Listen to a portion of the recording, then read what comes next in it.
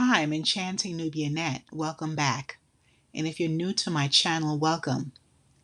YouTube family, I'm going to share with you a tragedy that took place in Cambria Heights.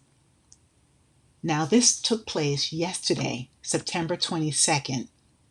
I was so shocked to hear this. A 13-year-old boy was wounded in the head outside of a Dunkin' Donuts on Linden Boulevard in Cambria Heights, Queens. Now, I know of Cambria Heights. I've known it to be a nice working class area where they have, single family homes, um, more like Caribbean and also African American and other, ethnicities there. But mainly it's a working class neighborhood. Used to be very quiet. And I was so surprised to hear that it made breaking news so early this morning. So the incident happened around 8:20 a.m. The 13-year-old boy was rushed to Cohen Children's Medical Center, where he still remains in critical condition. So you're probably thinking, what led to this, and why was this 13-year-old, why is he wounded in his head? So everyone, witnesses say that this boy, he got into an argument with a 16-year-old riding a scooter.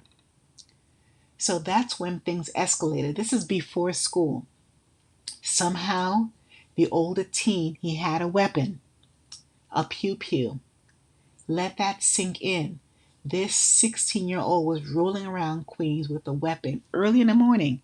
He should be in school as well, on his way to school. Where did he get this? And that is still unclear to authorities because police, they haven't released the details on how the suspect, this teenager, got the firearm. But the fact that a kid had access to this type of weapon is a whole nother crisis, everyone. And you know what is even more baffling? The teenager, the 16-year-old, he fled the scene. He managed to leave the scene.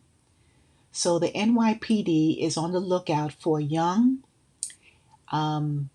black male with an afro wearing a white hoodie, white sneakers, and carrying a black backpack with a Jaws logo on it.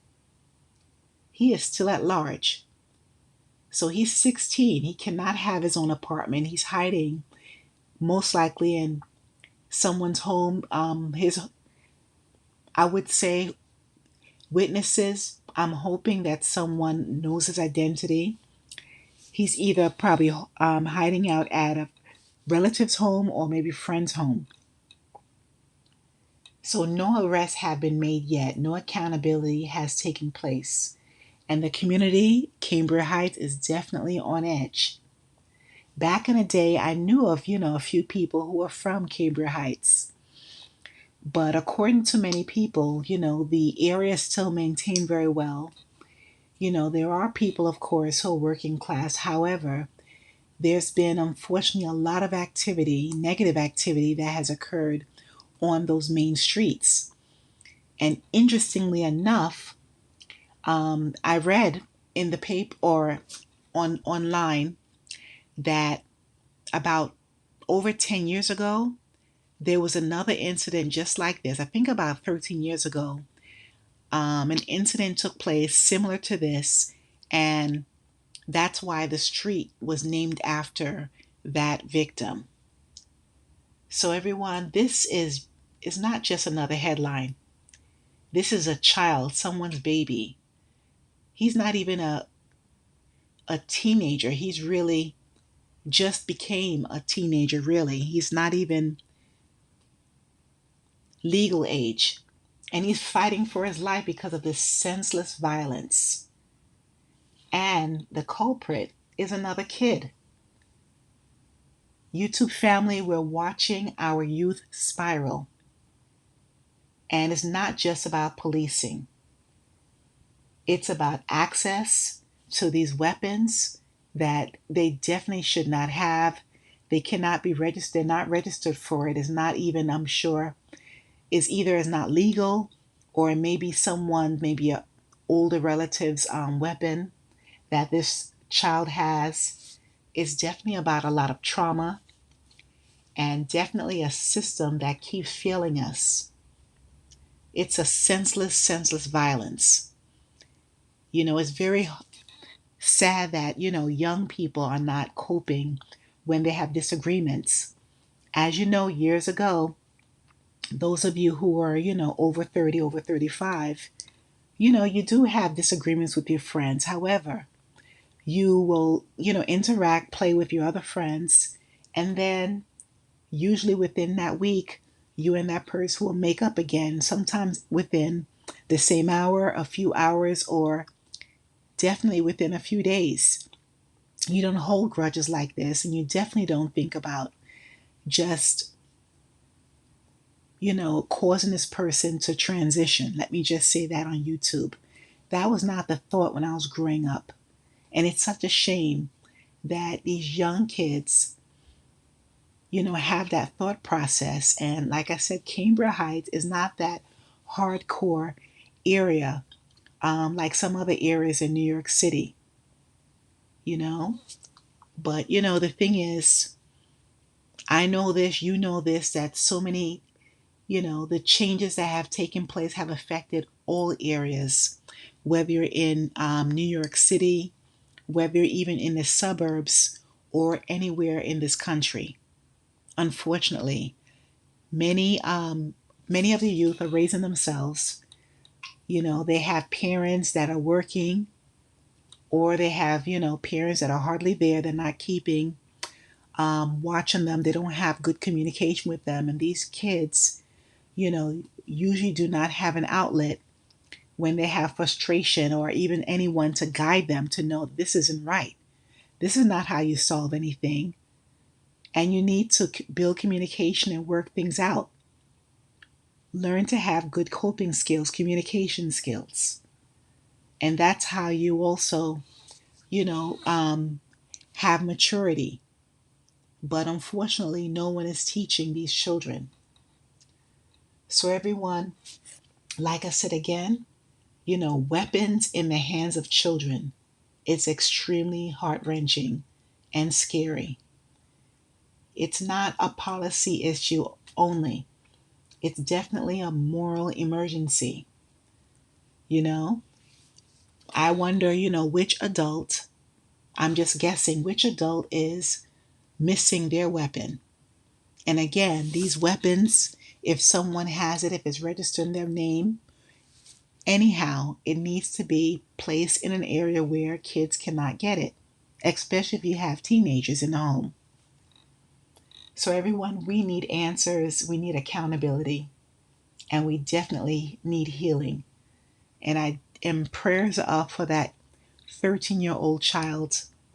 Once again, someone's baby, some people are in the hospital right now, really hoping that his health progresses and that he will, survive this. And from what I know, reading online, there was an airport worker who was at the scene, thankfully.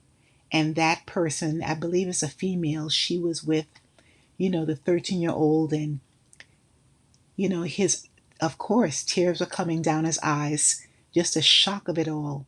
The pain and the fact that it's in his head. It's not in his arm, his leg, which is could be critical too, but it's his head.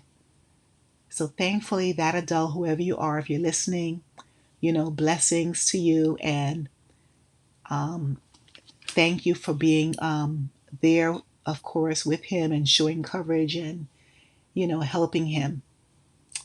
And, the person was definitely telling him to breathe, breathe, breathe at that point, because the body goes in shock, as you can imagine. And I'm really hoping that, he survives and pulls out of it, and he gets the best um, surgeons, he gets the best medical staff in order to tend to him the time he has to be in a hospital. And I do hope also that the 16-year-old is caught. He needs to be accountable. And I hope that people who are there turn them in really quickly.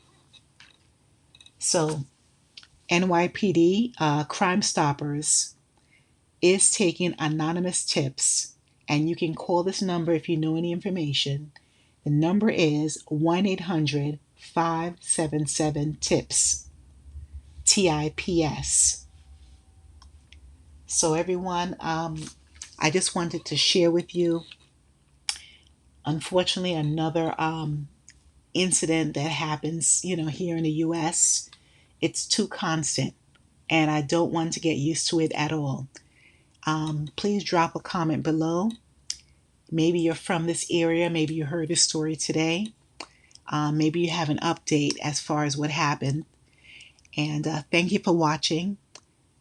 And please like, share, and subscribe to my channel. And keep your head on a swivel. I have to say, of course, there's some great, young kids. I meet them, throughout the week. They have wonderful goals to go on to college. Many of them are taking college prep courses. They do have some parents, of course, who are really, supporting their child, and schools as well, where we have school staff supporting them. But there are a lot of lost children out there as well. So once again, thank you for watching, and keep your head on a swivel, everyone. Stay safe wherever you are.